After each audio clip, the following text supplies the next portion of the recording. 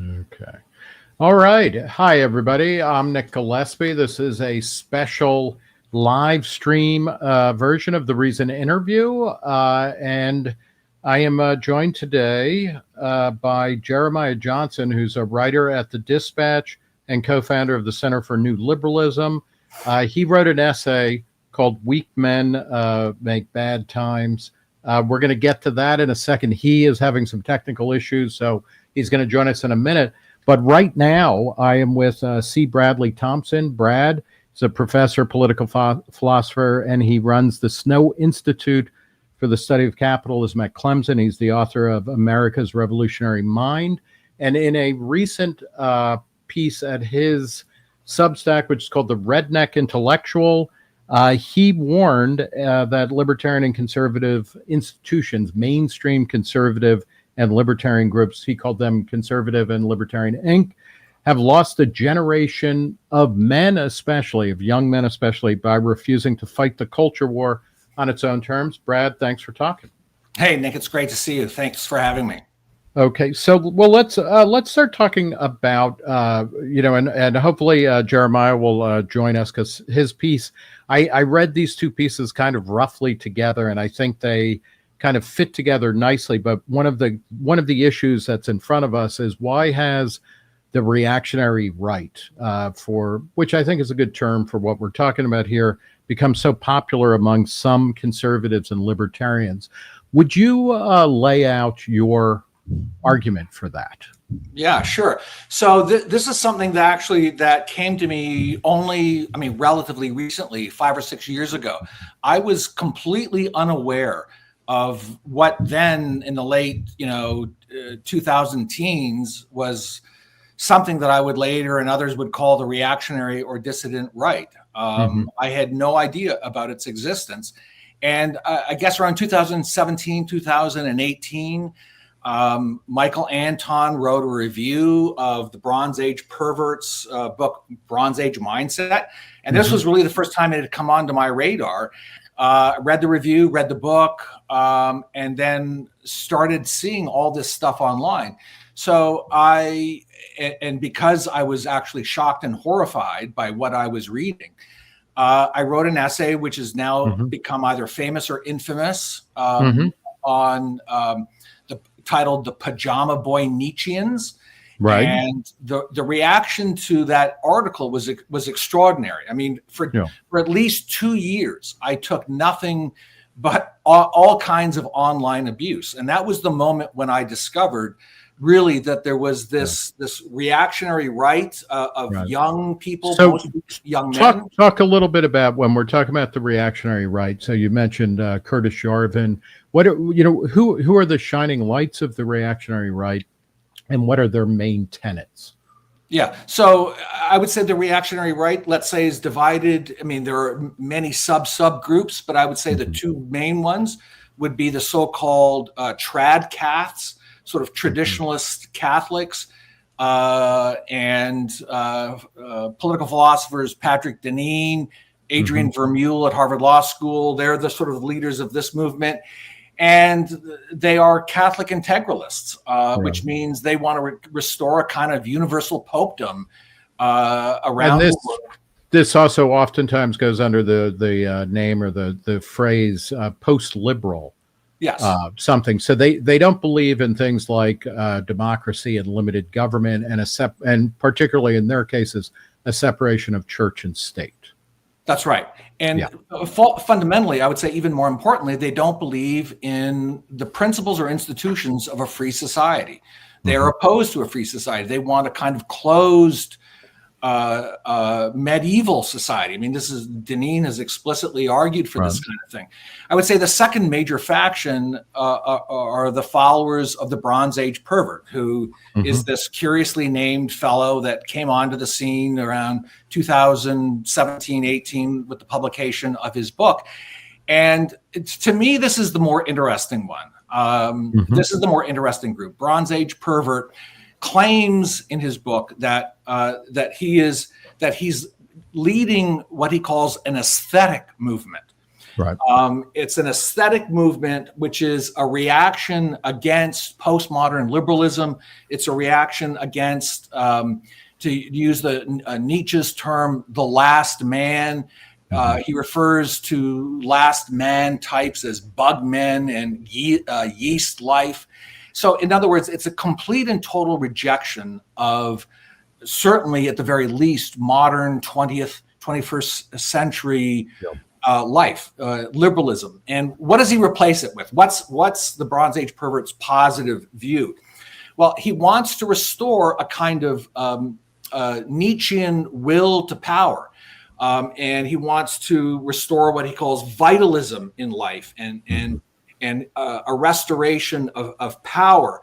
It's a kind of 21st century Thrasymachionism. So if you know the character Thrasymachus from Plato's from Book One of Plato's Republic, it's the restoration of the idea that might makes right.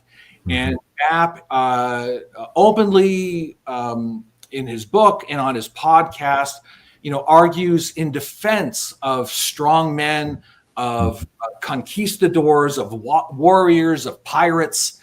And so it's the return of a kind of strong man politics, or actually what Bapp calls Caesarism.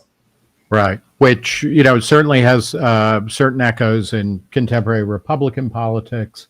Here, before we go on, tell me, what, in your view, what are the things that get under both the Bronze Age pervert or a Curtis Yarvin type or Patrick Vermeulen about contemporary liberal America? What are the things that they're like, okay, this is a failure, this is wrong? Yeah, so I would put it in a slightly broader context, and that is to say that they reject the principles of the American founding because 1776 leads to the New Left. Thomas Jefferson leads to the Black Panthers. So for them, it's all a part of the same trajectory, the same kind of long-term movement, which is to say, they begin with a critique of modern 20th and 21st century liberalism, by which they mean the open society, the free society, but they ultimately tag it right back to the principles of Enlightenment liberalism. And what is it about the open society, that gets under their skin so much? Because it's not simply that people have a right to vote or things like that. Is it the emergence over the past couple of decades of a very intense form of identity politics? Or is it the feminization of society? Because in your essay, you kind of implicitly, you're really talking that, there's a trad wife movement that, is for women, but like what you're really talking about is the kind of trad Catholic, or something related to that, something medieval, something pre-modern, and it seems to be largely male, and it's circling around a sense that maleness, masculinity, traditional masculinity is under attack. It is devalued. It is, pathologized and things like that. Yeah, they want to return to order. They want to return to inequality and hierarchy. They want to return to patriarchalism, certainly in the family. And effectively, they want government to control all of our, not only our moral lives, but even our economic lives. So as you said, they don't support separation of church and state, which of course means ultimately then they don't support separation of economy and state, school and state, culture and state, right? They want a kind of integrated, comprehensive understanding of what the good life is, which will then be enhanced, if not enforced, by government's coercive power. And the specifics of that good life, really, it is centered often around a traditional, or I don't even want to say conventional, but a traditional version of patriarchy, of where men are men and they're kind of in charge of stuff. Yeah, no, I think that's exactly right. I thank you. Hold on for a sec. I think we have Jeremiah Johnson. Can you hear us okay now? I can. I am late Okay, to the great. party, but No. It's we good. eventually figured it out. It's a sausage party. Thank you. I'll just reintroduce you again real quick. Jeremiah Johnson has a great piece up recently at the Dispatch, which is one of the reasons we're talking to him. And he's a co-founder of the Center for New Liberalism. In this essay at the Dispatch, which, and I have it in front of me, but I can't find the exact title, but it's Weak Men Make Hard Times. Is that the title? Essentially, yeah, the weak men who are MAGA's biggest boosters was the theme. Right. Okay. Thank you. And it is, let's,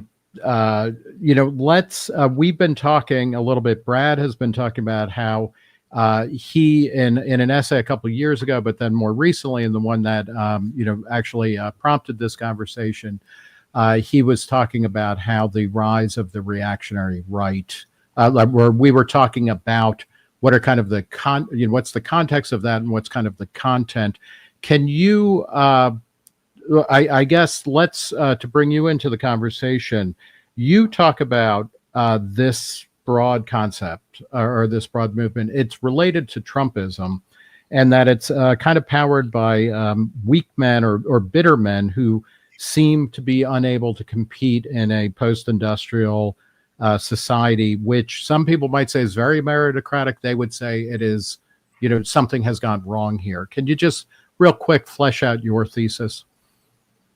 Well, sure. And, if we're talking about kind of the origins of why the traditional right failed and the alternative right, however you want to phrase it, the alt-right, the MAGA movement, right, and why they succeeded, it's important to talk about both ends of that, because it really took both. It took the rise of something new, but it also took the old version failing pretty conspicuously, right?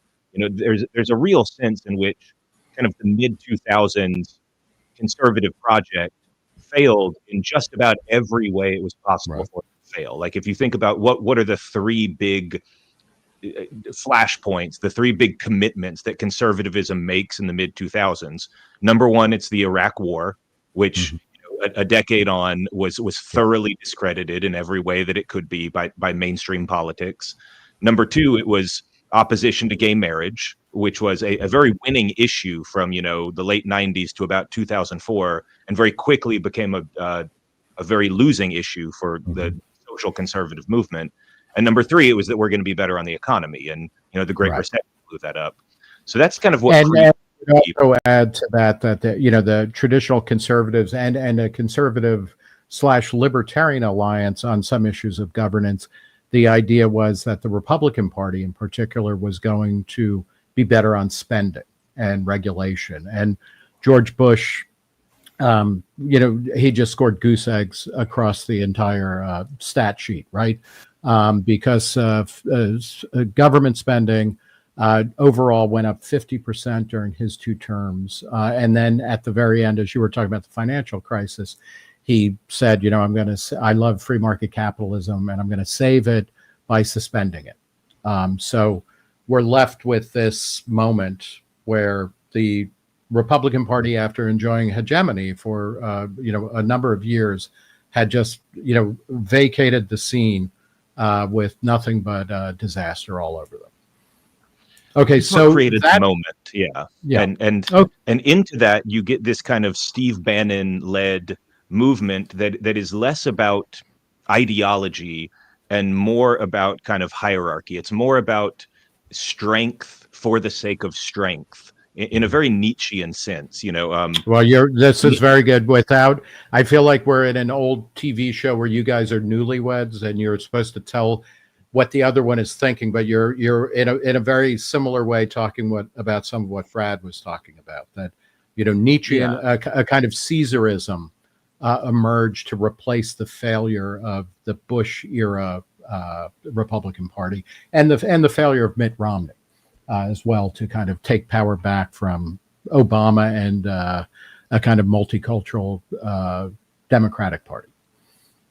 Yeah, one of the things Nietzsche talks about is kind of this idea of slave morality versus master morality. And like, not to get too deep into like dead philosophers, because I know that's just thrilling podcast listening, right?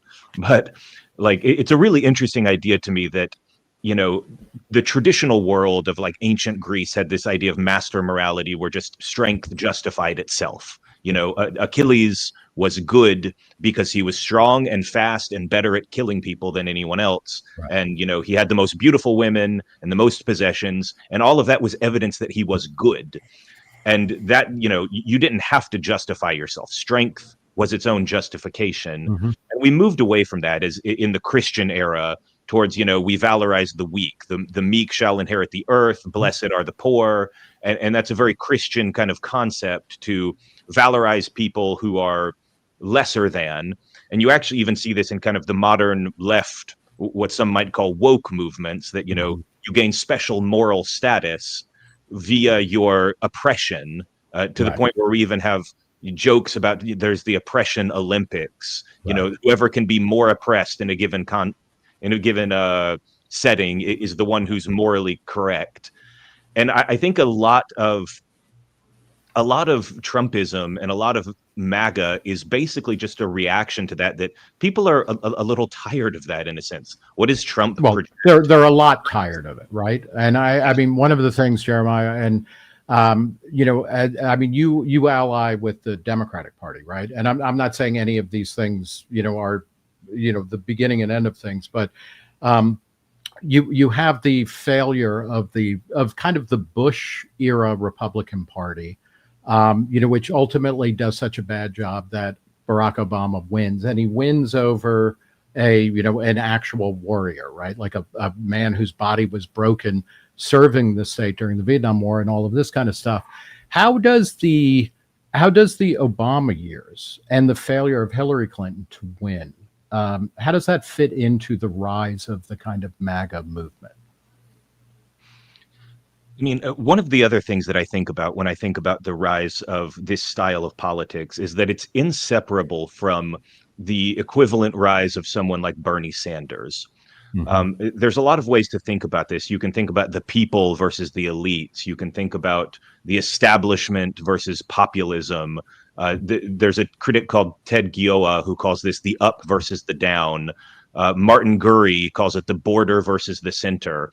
But basically, it's the idea that on the one hand, you have the establishment, the elites, the people who are supposed to know better. And on the other hand, you have all the people arrayed against them. And one of the most powerful trends in politics worldwide on both the left and the right has been that the down is ascendant and the up is getting, you know, it's getting beat up. Yeah. And basically the experts, you know, these days, because of the rise of social media, and we can talk about why this happens. I think a lot of it is technology. We'll do that in a second. Yes. But basically the rise of social media has led to the empowering of people who are anti-expert, people who are given a choice between what an expert says and kind of the vague ramblings of somebody who looks more like them, who sounds like the guy down the street. And they'll go with the vague ramblings of that guy down the street every time. And you see this on the left in the rise of the populist left. You see it in the rise of Trump, that it's really more important to be authentic and to kind of connect with people than it is to have expert credentials anymore. And this is, you know, going back to the early Obama years, or 2008 and 2012, when you have the rise of Bernie Sanders and Ron Paul, who are both, you know, kind of ancient old men who are part of the power structure. You know, they've been in power. They work, you know, in Congress as congressmen or senators, but they are very authentic, and they are leading a kind of pitchfork revolt, at least rhetorically, and in many ways, I think, you know, ideologically against elites who are, you know, suddenly George W. Bush, Barack Obama, Mitt Romney, Hillary Clinton. They all seem to have a lot more in common. And then somebody like a Bernie Sanders and a Donald Trump become more interesting. Brad, to bring you into this, you know, do you think the way that you were talking about the reactionary right, so we have a lot of disaffected young men. I mean, that's kind of what we're talking about.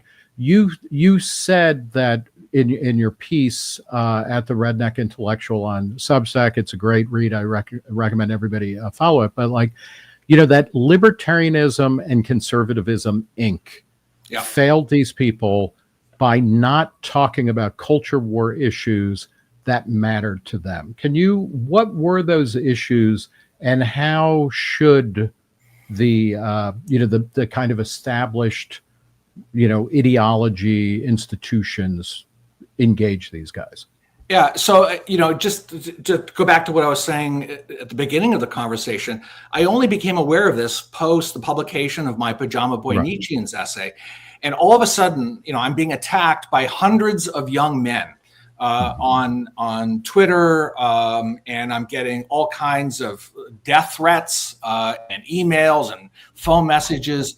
I mean, it was really quite extraordinary. But rather than hide, or rather than just move on, I actually tried to engage them. I wrote then a series of other essays, and I kind of went deep into the movement, because I really wanted to understand who and what they were, because I was literally shocked that this movement had been growing out of sight, out of mind. And one of the things that I learned was that, yes, there was this generation of young men, sort of late stage millennials, Gen Z types, who, as I say in the article, if you're 22, 23 in 2016, and you've been told every single day since the day you started kindergarten until you graduate from college that you're racist, sexist, homophobic by virtue of being white, male, heterosexual. You hear that every single day. You're put on Ritalin when you're in elementary school, and then when you're 14 or 15, young boys are told that they might be young girls, et cetera, et cetera. There was a kind of sort of reaction, and when they came to, and I know this firsthand because I've met, spoken to, communicated with a lot of these young men, and they're all telling me the same thing, that and many of them had literally been in the libertarian movement. They had worked for Cato, they had worked for the Institute for Humane Studies. And when they found that those organizations were still fighting the battles of the 1980s and 90s, when the enemy was socialism, they came to realize that those institutions didn't understand their problems. And their problem was not socialism as much as nihilism, right? The battle was against it was not an economic issue. It was a cultural issue. It was not. It was cultural Marxism. It was not scientific socialism. Can we let's explain what cultural Marxism? And I guess it's worth traveling back. I forget who said first the idea that the past is a different is a different country. I think it's a different planet at this point. But the Pajama Boy meme was it was in Christmas time, right? And it was like it came out of the Obama campaign or something like that, where it was like, and it was a kind of fey, ambisexual, Obama supporter in plaid pajamas sipping on hot cocoa, and it was something like, oh, it's a good time to talk about universal health care with your parents or something like that, right? What is it about? Is it that, traditional masculinity, and, we're all men here. I know nothing about you guys, but you present as traditionally male. Neither of you became nihilist right-wingers. What is it about the threat of saying, like sexuality is a spectrum, and, you don't have to be like Mike Tyson or John Wayne. I realize I'm dating myself horribly with these. These are boomer references for the most part, but what is it about John Wayne? Yeah. What, Brad, because I get what you're saying. Like, and I have two sons. One was born in 1992. The other one was born in 2001. So, they're like right in the sweet spot of what you're talking about. And when you tell a group of people that you are horrible in these exact ways, at some point, some portion of those people will say, yeah, I am going to be your worst nightmare version of that. That's essentially what the Black Power movement was, right? When you read writings by people like Stokely Carmichael and Eldridge Cleaver and Huey Newton, they were like, you think, this is what black men are like. We're going to be your worst nightmare. And so we're kind of seeing that replay. But what is it? Why does it center around sexuality and kind of gender presentation so much, do you think? Yeah, I mean, again, the government school system over the course of the last 20 or 30 years has undergone a kind of feminist revolution. And it is the case. I mean, as these, and maybe I'm sorry to be nitpicky, but not feminist, but feminizing, really, yes, right? Like the idea that. And Jeremiah, how old are you, if you don't mind my asking? I'm a millennial. I'm in my 30s. Oh, okay. So you grew up in a different world than Brad and I. We're both boomers. We were talking briefly. I'm 61, and the school that I grew up in, it was like, you better sit still. I mean, it was not like young boys, we just let them run free, and the girls, sit and do math problems. Like, you had to sit still. It was a very feminine space. I think back to almost all of the classics of American literature, Brad, which I know you're very familiar with, but the whole reason Huck Finn and Tom Sawyer at the end of the Adventures of Huck Finn, they go out with Slave Jim to the territory because the women are going to civilize them. So like, this is a very old complaint in American culture, right? That the domestic sphere is too feminized, so men can no longer be men. And I'm sorry to go off on a tangent, but Brad, what, you were talking about how the school space, the education space, the institutional spaces that kids spend so much time in have become more feminized. Yeah, no, I think that's exactly right, and not just feminized, but there's also been a kind of nihilistic denigration of male heroism, right? So all of that has been essentially removed from the schools, K-12, removed from the colleges, and these young men have been told, as they tell me, right? This is not Brad Thompson making this up. This is what I'm being told by all of them, that there's been no space for them to live out their masculinity, and it's been extraordinarily difficult on them. And I will tell you, I mean, if you look at the BAP Twitter account, for instance, it's, that's BAP is Bronze Age Pervert. Yeah, that's right. Bronze Age Pervert. It's all these, he has a lot, like every week, every Thursday, I think, he has photographs of half naked male models and bodybuilders, right?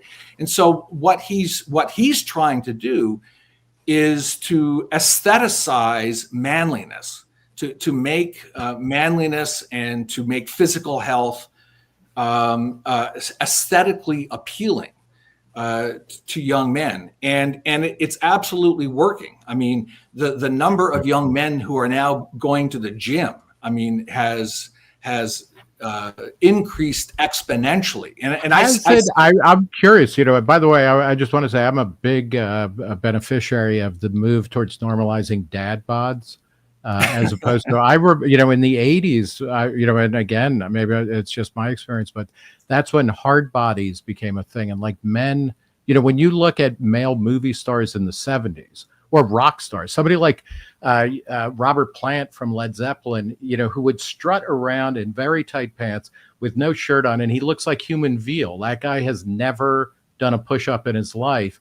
By the end of the, once you get into the 90s, everybody is ripped, and they look like Sylvester Stallone for the second, third, and fourth Rocky pictures. But it's an interesting, I'm also put in mind of somebody like Yukio Mishima, the great Japanese writer who ended up committing ritual suicide after calling for a return to emperor worship in late 60s, early 70s Japan. And there was this intense fixation on the male body and the idea that the traditional Japanese warrior culture had been feminized by the American occupation, but then also by the culture itself, and that he literally became a bodybuilder and couldn't cope. Jeremiah, how, give us, is this tapping into something that is real, and how does it filter through your experience as one of these cocoa sipping millennials? I mean, I love my avocado toast, so I hope that doesn't count against me here. But that's going to turn you gay, right? And I mean, this is part of the, this kind of reactionary right, or the MAGA right, like the return of the insult of like, that's so gay in a, in a way. And we're all calling things retarded now. Right. That's come back, but I don't know. I have a different take on this than Brad, because I think there's something here. But like I lived through a lot of the school stuff, and it wasn't like, oh, every day I've been told that I'm such an awful person for being a white male, white straight male who plays sports. Like, you are the scum of the earth. I would never deny anyone's experience. I'm sure that's been said to somebody somewhere, but it doesn't strike me that that is a universal enough thing to have caused a political movement. And it also doesn't strike me that like the places that are doing that the most, deep blue Portland or San Francisco, are the places that are actually like spawning the worst MAGA types. The MAGA is mostly a movement of rural people. It's like Steve Bannon, right? Steve Bannon, and Donald Trump. These are, they live in the middle of nowhere, and they, if you look at the support, though, it's a little silly to be like, well, the hotbed of MAGA is San Francisco public schools, where they maybe that's where they are teaching white men they're evil. Where do you think that the embrace of, because I think you would agree that what Brad is talking about, many of the people, there is a link to gender, or more to the point that the kind of embodiments and the spokespeople for a kind of reactionary right, for a MAGA culture, would say yes. J.D. Vance would say, yeah, this is the world that I grew up in, and this is part of why I am the way I am, right? Well, J.D. Vance will say anything that gets him ahead. So that's the first thing. J.D. Vance, when he thought the money was good on it, he was an anti-Trump guy. Right. And then when the money turned, he turned. But I think a lot of this goes back. You have to look at like what happened demographically in America in the post-war era, and how that changed up until today. Because the basic truth of things, and it's never polite to say this, but you were a lot better off being born an idiot in America in 1950 than a genius in some second or third world country. America was just the lone superpower. Every other country in the world's manufacturing base had been bombed out of existence. And so we were the only manufacturing base for the entire world. And, you could be any generic white guy in America and get a really well-paying factory job back then and support a family, and, that whole meme. And the thing is that living standards have gone up since 1950. They've gone up quite dramatically. Tremendous. Even for blue-collar men. And even for everybody across the board. The poor, people below the poverty line now have more amenities in their house and actually more access to education, higher education, than middle-class people did in the early 70s. So, yes. But and not just income, but we drink cleaner water, we breathe cleaner air, we live longer, we have greater technological amenities, we live in a less violent society with fewer murders and, thefts and all of that. But the one thing that has happened is that the relative status of men to women has gone down as women entered the workforce, and as the gender pay gap closed somewhat, and it became more of an option for women to live on their own. And the relative status of native-born men, especially native-born white men, kind of declined again relative to black men and relative to immigrants. And what used to be the case, where you just kind of automatically got a hand up in the world by virtues of being like a, generic 1950s white man, is no longer the case. And you face stiffer competition now. And if you look at the people who are kind of MAGA's biggest adherents, if you look at the people who are actually sending Brad death threats online, I'm not talking about the regular Trump voter who just kind of wanted, general conservatism and thinks that the Democrats went too woke, or he wants a strong border. And in the most recent election, I mean, it was, broad based. It was, this election, whatever it says about Trump, it was a rejection of Biden policies across almost every demographic group. But so where are these? Where are the death threat people coming from?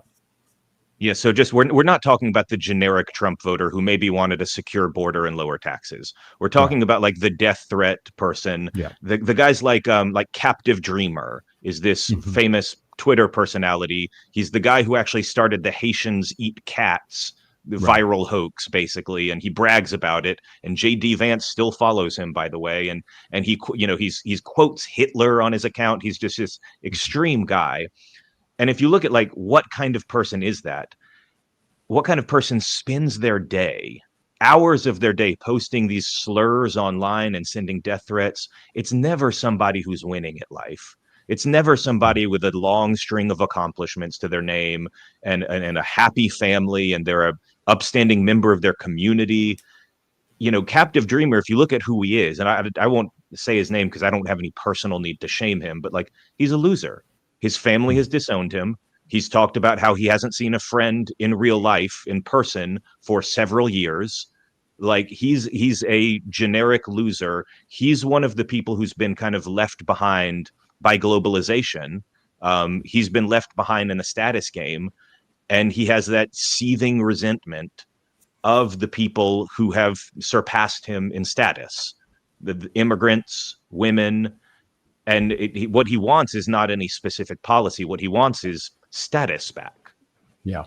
Go ahead. Yeah, sorry. I'd like to just jump in and add to what Jeremiah has said. So, Jeremiah, what you have described is undoubtedly real. But in my case, the death threats were not coming from basement dwelling, mom dominated losers. It was coming from PhD students. So Bronze Age Pervert is a PhD from Yale University. And many of his closest followers are also PhDs, PhDs in political philosophy. And some of them were grad students, some of them were professors, some of them were actually living and working in the think tank world. So the question then becomes, how do we explain, how do we understand that phenomenon? Yeah. That's a fair pervert specifically send you a death threat? I would be surprised by that, but no, he did not. But his followers but he's one of the theoreticians of this, as is Steve Bannon, as is Donald Trump in his way. And I don't disagree with what you're saying, Jeremiah, and I also think Brad is somewhat right. I'll bracket that by saying I think, if your response to a reduction in status is to, lash out at other people that you think are taking, the status that you should have, that's a problem. But it might be that there are more than one categories. But it does seem that the architects and the theoreticians of this are all guys who are doing really well, don't you think?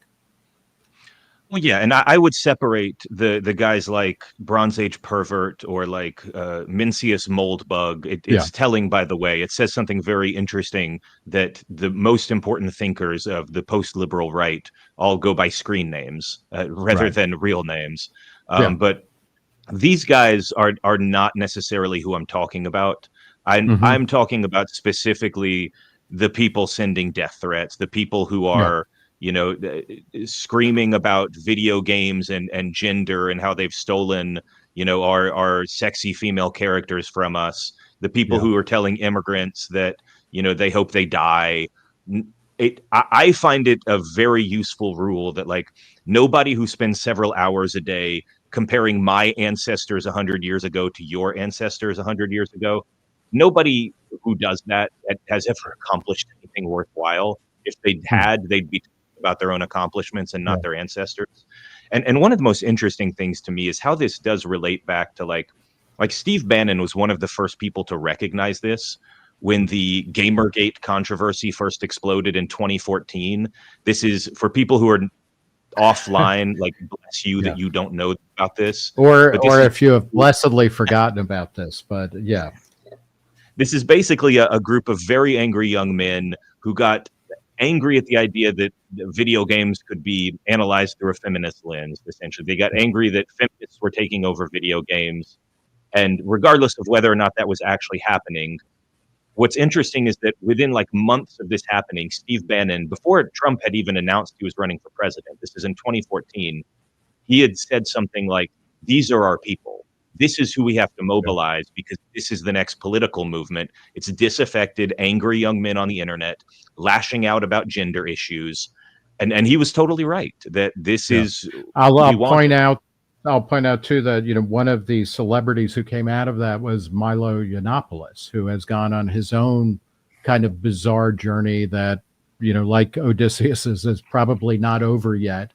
Let me just ask, because we do have some time constraints here, but Brad, when you talked about, you know, places like the Cato Institute, IHS, you know, libertarian groups or conservative groups, because back, you know, 15 years ago or 10 years ago, Heritage, you know, which is now in the culture war, the Manhattan Institute, which employs Chris Rufo, deeply, you know, they are advance guards in the culture war. Back then, they weren't so much. What should these groups have done to engage the, you know, what was emerging as a kind of post-liberal reactionary right? Is there anything that you can say to certain people? Yeah. So, you know, I think part of the issue was, and I'm taking this back to, you know, between 2016, 2020. And possibly even earlier, before the, you know, Heritage has done once again its most recent makeover. And I do think that what I've called Conservatism, Libertarianism Inc. have been fighting old battles. They've been fighting the old left.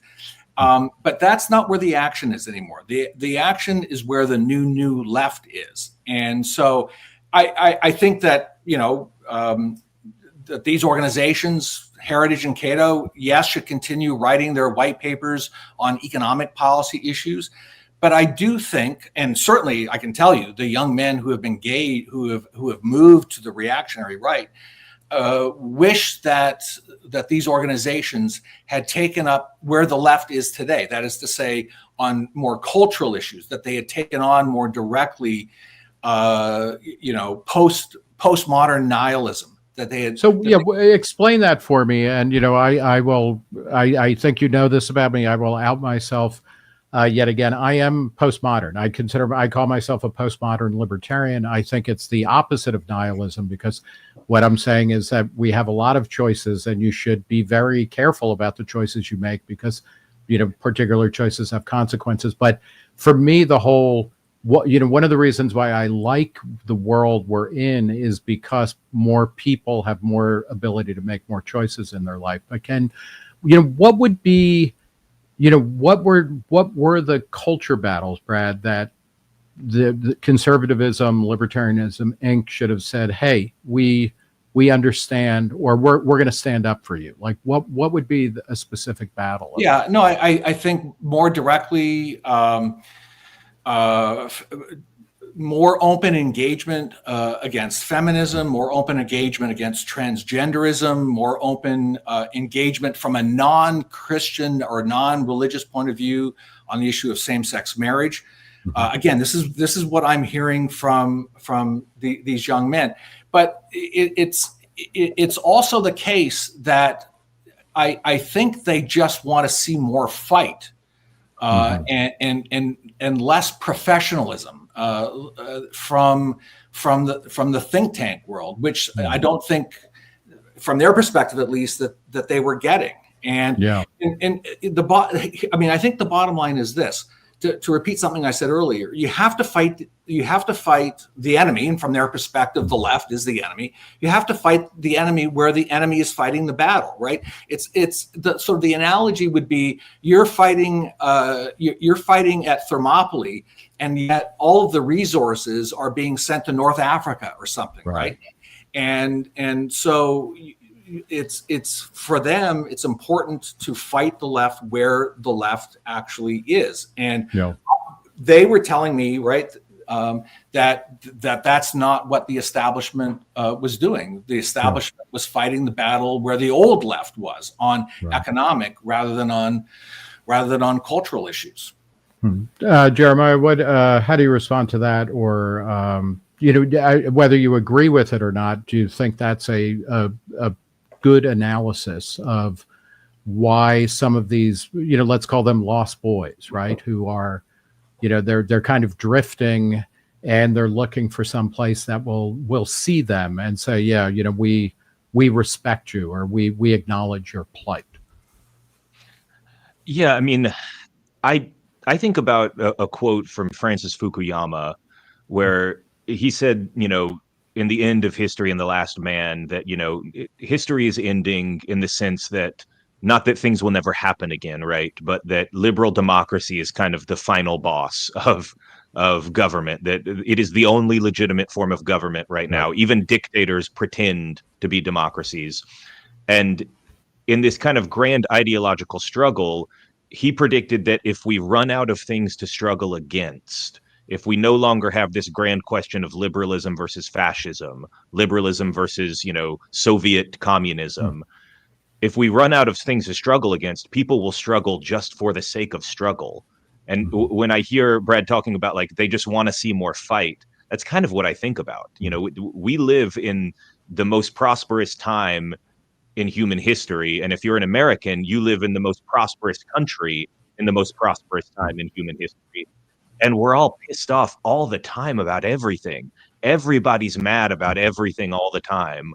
And it just seems like, I don't have any particular advice for the conservative or libertarian movements, because I'm not a conservative. Right. I'm sure they'll figure it out, or they won't. But, that's what I think of, is just struggle for the sake of struggle.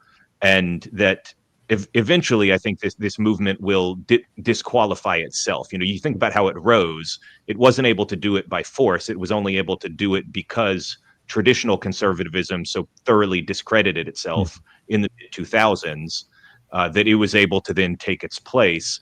I think that, Donald Trump's management of the economy is not going to do anything for the people that are his biggest fans. I think it's going to be quite bad, in fact, and that eventually this movement will, in some ways, discredit itself to provide space for whatever comes next. Yeah. Brad, let me go to you. We'll wrap up in a few minutes, but I'm in thinking about your formulation. For me, part of the issue, and I'm not maybe in your formulation, but I'm part of Libertarianism Inc. I've been at Reason for over 30 years. I'm semi-respectable, although I think I have fight in me and all of this kind of stuff. But for me, when I was thinking, it's like one of the great triumphs of the libertarian movement was that gay marriage was recognized by the state, because and I wouldn't say it was about like my top issue, but the idea that the state would treat two individuals differently because of some kind of old prohibition on homosexuality.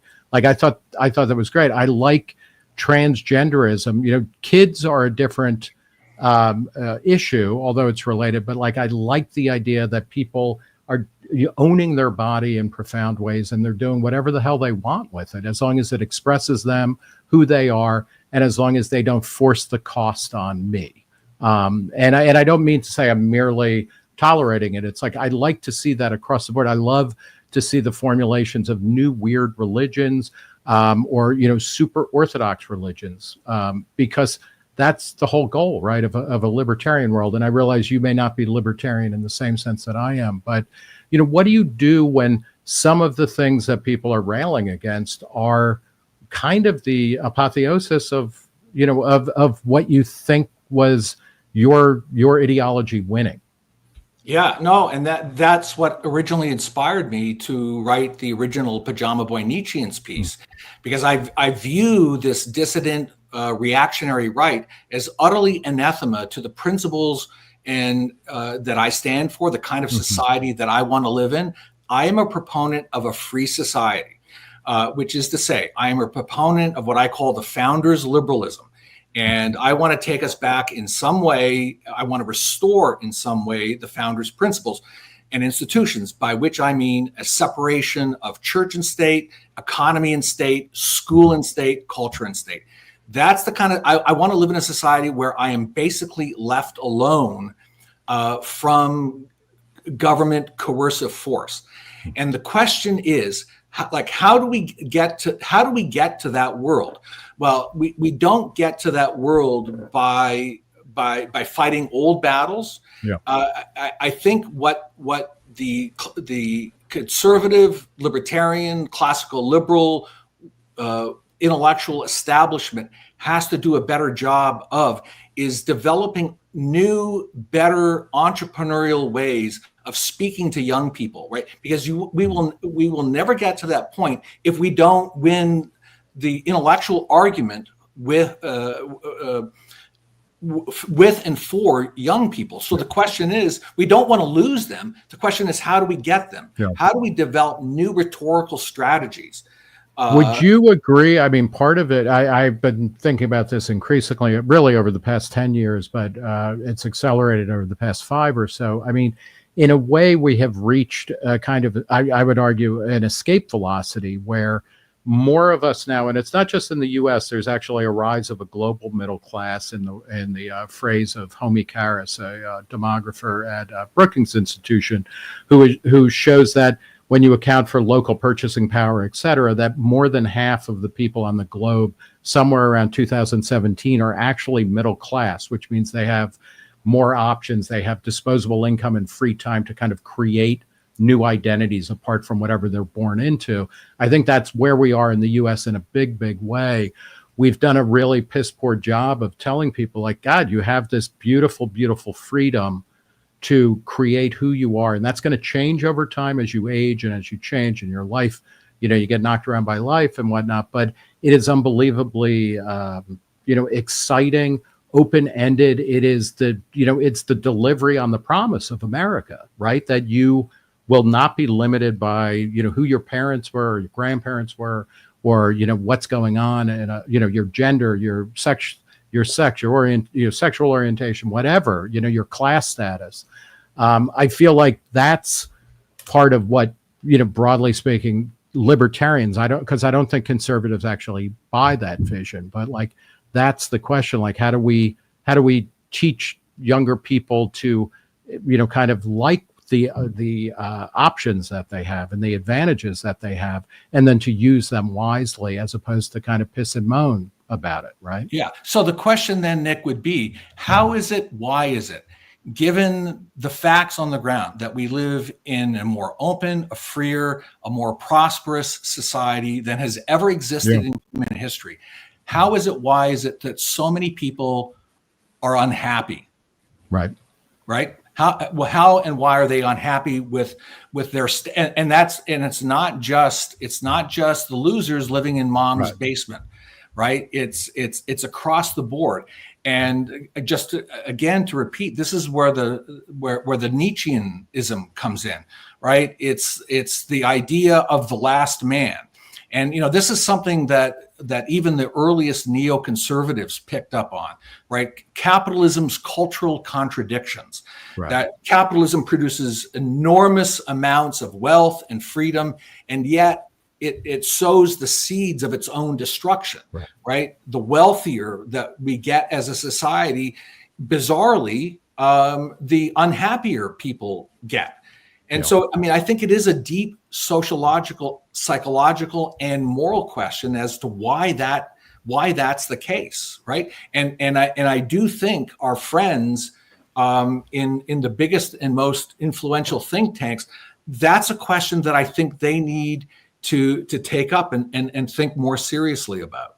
Yeah, the book, by the way, that you're partly referencing is The Cultural Contradictions of Capitalism by Daniel Bell, a sociologist who was one of the original neocons when neoconservatism was really more about domestic policy than foreign policy. I think it came out in '76. It's a book worth reading and I think arguing with, because I'm not as convinced that capitalism, and this is also encoded in Joseph Schumpeter as well, that capitalism throws off so much wealth that people just become kind of mollified and entitled and incapable of actually producing wealth anymore because they take it for granted and they become dissipated. Jeremiah Johnson, we're going to go to you for the last word on this. Like, you're not a man of the right, but you are a centrist liberal, and you have, you overlap with you want a limited government. You want a liberal world. Your vision of the state is almost certainly bigger than Brad's or mine. But, what kind of threat do you see from this type of movement?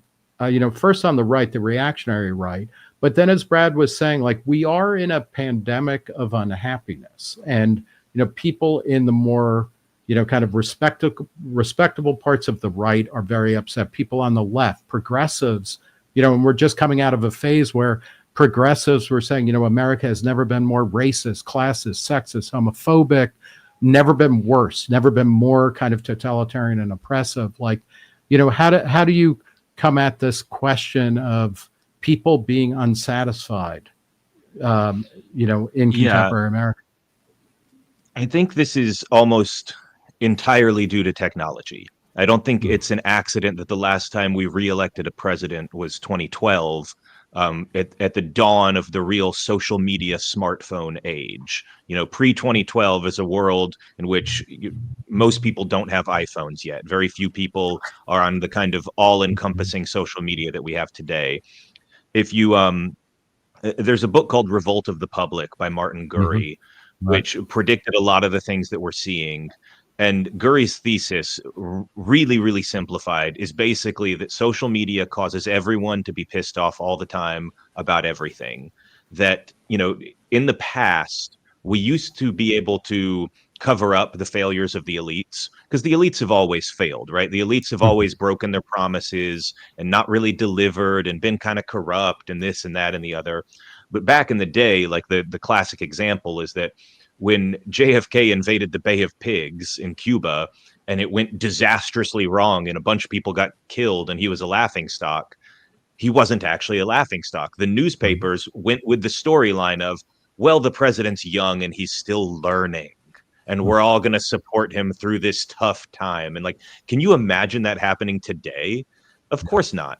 Social media makes it so that the failures of the elite, which have always been there, are now magnified and impossible to ignore. And just everyone's going to be mad forever now. And, this is the rise of Bernie Sanders. It's the rise of Jeremy Corbyn in the UK. It's the Alternative for Deutschland. It's, all of the far right parties in Europe, but also how many of those far left parties have also gotten, a lot more power at the same time. This is not something you can explain with just an appeal to like American tradition or American history or American politics. If it is technologically determined, is there any fixing, or do we have to learn to use technology better? To some extent, I think there is no fixing it. I think that, the internet is built to amplify extremism more than it is built to amplify moderation. Now, within that, there are, political realities still exist. If the president crashes the economy, no matter who he is, he's going to suffer a lot and he'll probably get thrown out, right? So you still have to take advantage of the opportunities that you're given. But kind of on a structural level, I do think that the internet, for the foreseeable future, will empower people with just weird and extreme views. Just by its nature, it kind of makes those more palatable and easier to spread.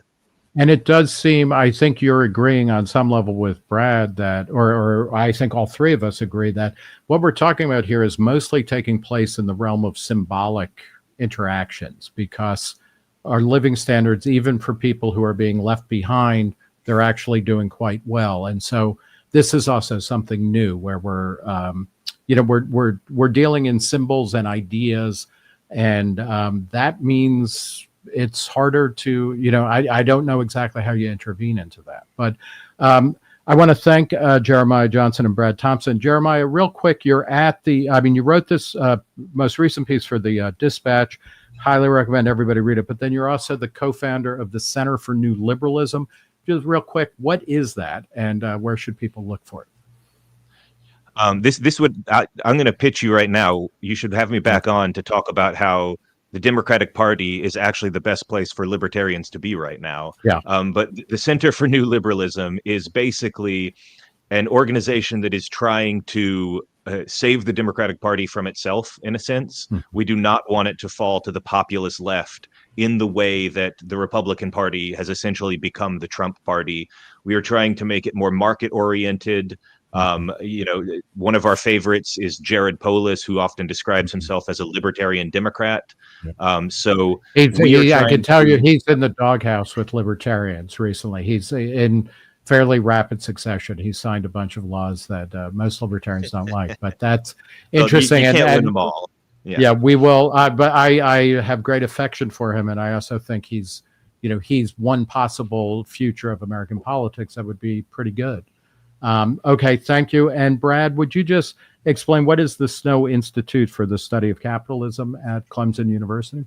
Sure. The Snow Institute is dedicated to the moral defense of capitalism. All right. Okay, great. And people can find, obviously Google these things. People, it's a whole world out there, or ask ChatGPT to explain. And always when you're using ChatGPT, say, I want more hallucinations. Always smash the hallucination button. I want to thank Jeremiah Johnson and Brad Thompson for talking on this inaugural Reason Interview live stream. Thank you so much, gentlemen. And don't curse or swear until I let you know that we're officially done. Thanks for showing up, people. Thanks, Nick. Awesome to be